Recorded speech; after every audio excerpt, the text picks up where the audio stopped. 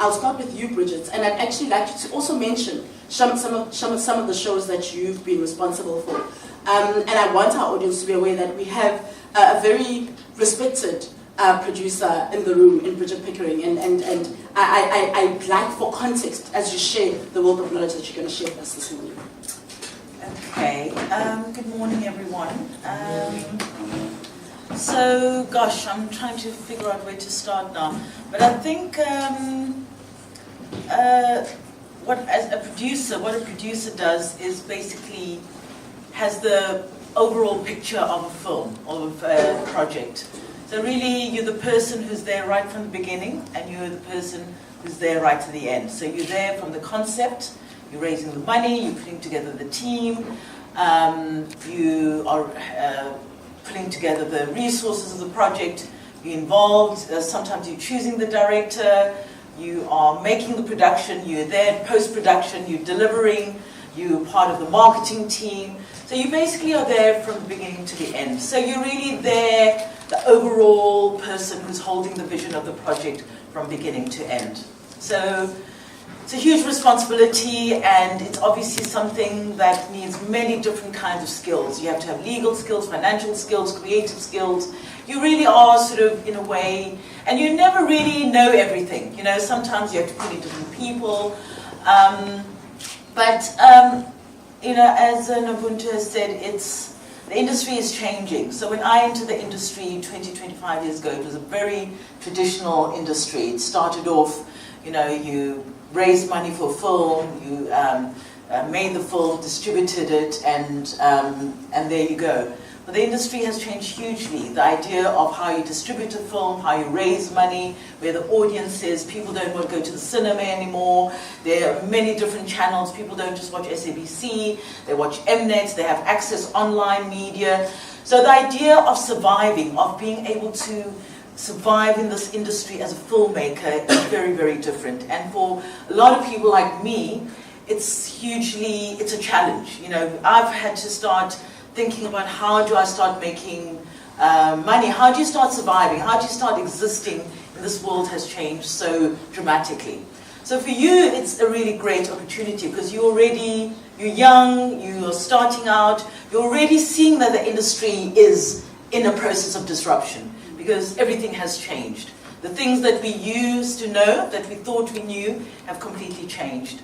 So it's very difficult for me and people like me to start to rethink the model. How do you start, you know, how do you produce for online? What does it look like? Who's the audience? How do you speak to them? You know, it's, you know, how do you access money from co-productions are really important, like finding money from different sources. How do you sort of, once you've got the content, where does it sit, on what platform? You know, you've got local broadcasters, you've got cable, which is Mnet and those, you've got SVOD channels, which is the Netflixes of this world and all of that. So all of that has in the last pretty much in the last 5 years that all of this has happened.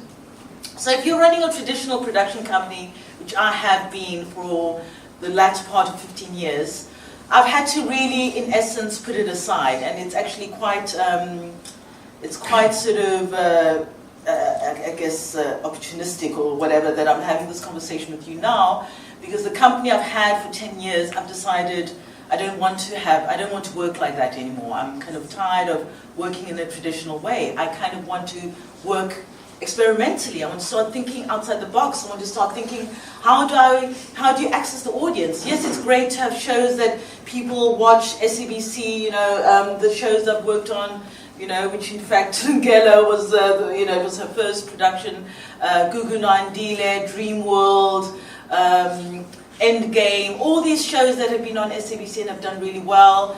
Just Emoyeni is another show that is coming on air on Sunday. So I've worked a lot in television in the last sort of 10 years, which has been really amazing. It's been really great to produce content for an African audience, with young Africans, you know, working with great talent. But you kind of feel like, and also working under hugely challenging conditions because, you know, you as a filmmaker, as an artist want to do really great work, and yet the environment is really challenging. You know, you have only so much money. You have to make it for that amount of money. You know, the cost of living has increased. Petrol has gone up. Actors want more money, and yet the budgets have not gone up.